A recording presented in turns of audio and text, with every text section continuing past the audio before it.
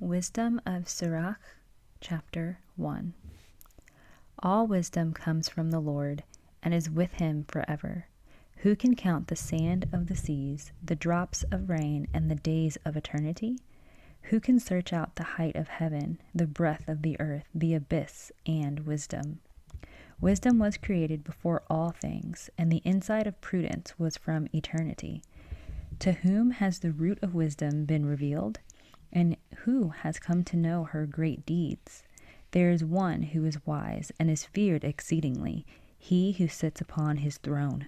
The Lord himself created wisdom. He saw and numbered her, and poured her out on all his works, in the midst of all flesh, according to his gift, and he provided her for those who love him.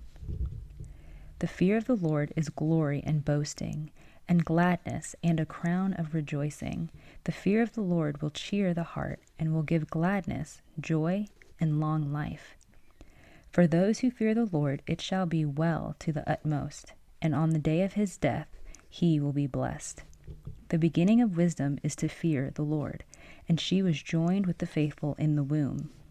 She constructed a foundation of life among men, and will be trusted among their seed.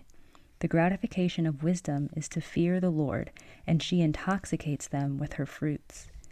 She will fill every house of theirs with objects of desire, and their storehouses with her harvest.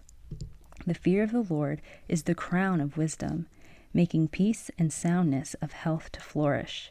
The Lord saw and numbered her, and poured out the power of comprehension, and he exalted the glory of those who hold fast to her. The root of wisdom is to fear the Lord, and her branches are length of days. Unjust anger cannot be justified, for anger's decisive influences causes his fall. A patient man will hold fast until the proper time, then afterwards gladness shall burst forth for him. He shall conceal his words until the proper time, and the lips of many will tell of his understanding. In the treasures of wisdom are the parables of knowledge, but godliness is an abomination to a sinner. If you desire wisdom, keep the commandments, and the Lord will supply it to you.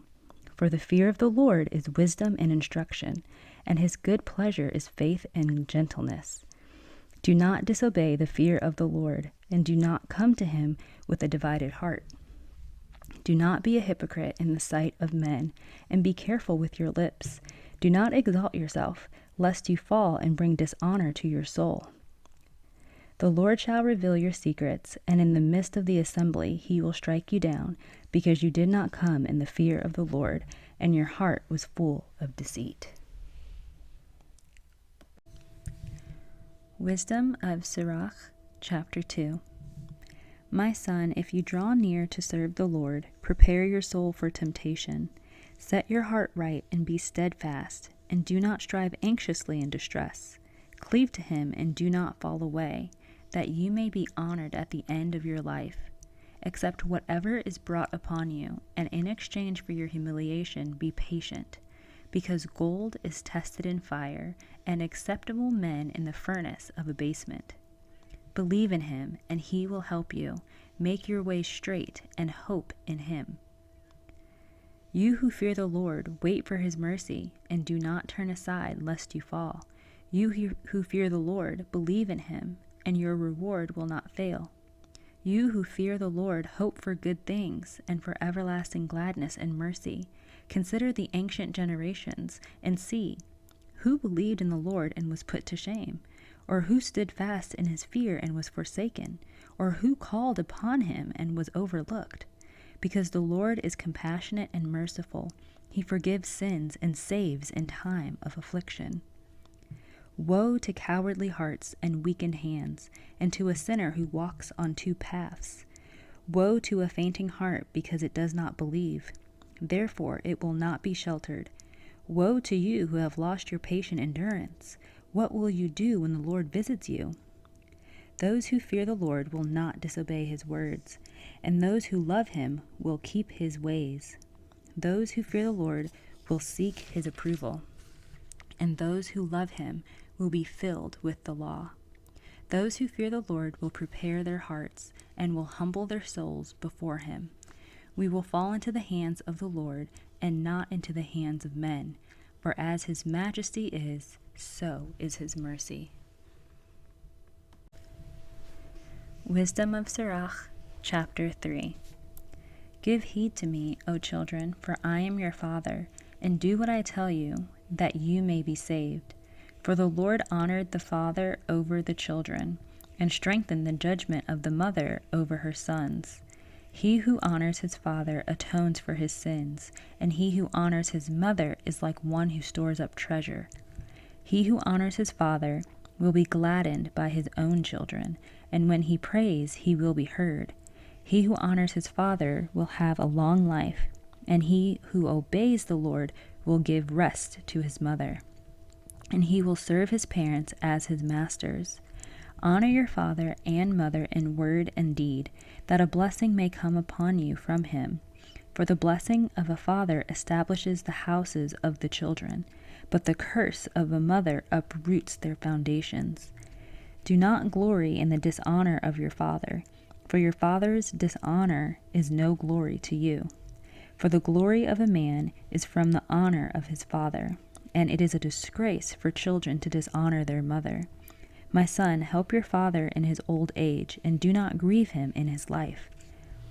And if his understanding fails, be considerate, and do not dishonor him in your prime.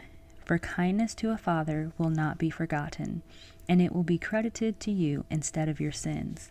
It will be remembered in the day of your affliction. Thus your sins will melt away like frost in warm weather. He who forsakes his father is like a blasphemer, and he who provokes his mother to wrath is cursed by God. My son, accomplish your works with gentleness, and you will be loved by people the Lord accepts.